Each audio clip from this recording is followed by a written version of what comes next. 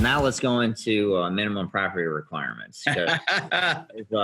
Now, my perspective as a lender, I always say whenever we have these conversations is, agents, do yourself a favor, loan officers, do yourself a favor and make sure that you're not showing houses that need massive amounts of rehab work that would be fulfilled with MPRs all over the place. But that still happens. So what's your perspective on MPRs? Because agents out there absolutely lose their mind on this stuff. So the first thing to know is our appraisers aren't home inspectors, nor do we require them to be. It's basically visual, right? We don't have them crawling in crawl spaces and in attics and, really kind of diving deep into what's wrong with the home. If there's exposed wiring, the appraiser is going to note it. Mm-hmm. If there are ingress egress problems where they're not, where there's not railings that are attached, if it's a safety hazard, they're going to note it. It's really safe, sound, and sanitary. Those are the three things that we look at for a minimum property requirement. But there are also ways to mitigate those things. VA has a renovation loan. Mm-hmm. The VA allows that process to take place where you can escrow and do those type of things, as well as it is the way that you mitigate through that process is disclose it early. Let the appraiser know, let the lender know early in that process. The earlier the better, so that we can mitigate it.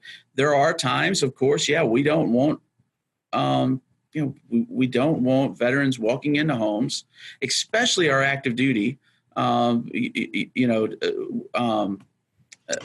Military members on active duty, where they are walking into problems, and we need them doing other things, right? We don't need them worried about what's going on at home. We need them focusing on what they're there to do. And so that's why minimum property requirements and why VA is kind of special with minimum property requirements, because there are special circumstances, that come up. So hopefully, there's also a waiver. We have built into that process, the ability for us to have waivers and request waivers for certain things. It is.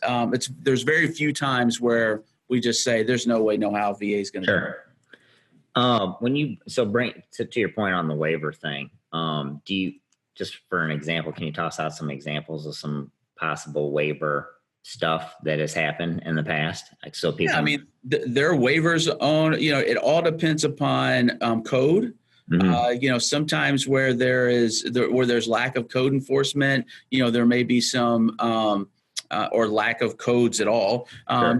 There may be some a lot of wiggle room for veterans to be able to make the decision of whether or not they wanted, say, a rail or a banister, to be in a certain place for a safety issue, or if there is, say, there's a problem with plumbing,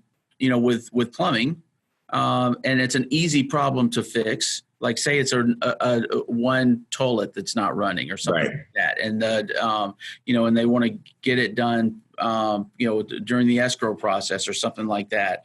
There are different reasons why you would use that waiver authority, and we see the waiver authority being granted. It's not like it's this foreign thing that we only approve waivers, one time a year. No, we see waivers, and waivers are just part of our program.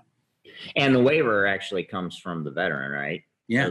They actually request the MPR, correct? That is correct. I don't think a lot of people know that that's even a thing, to be frankly honest. Well, again, because we've been able to mitigate a lot of these circumstances before it even gets to that, mm-hmm. That's almost kind of a last resort, type, play. But at the end of the day, look, we want the veteran to be able to take advantage of the program. We want to find ways to get them into that loan. Where the train starts coming off the track is if we don't know about it, no one disclosed it, and then at the end of the day, right before closing, now all of a sudden you have, say, a septic that doesn't work, or you have some non-permitted issue in a local coding zone that's a huge issue, right. And that's a liability issue for everyone involved if that happens. So, we try to mitigate that as much as we can for veterans. That's awesome. Well, hey, John, thanks for your time. It's been a pleasure talking to you today. And it's been another great episode of Homeownership Heroes. I'm your host, Brian Burjans. Tune in next week. Have a good day. Thanks.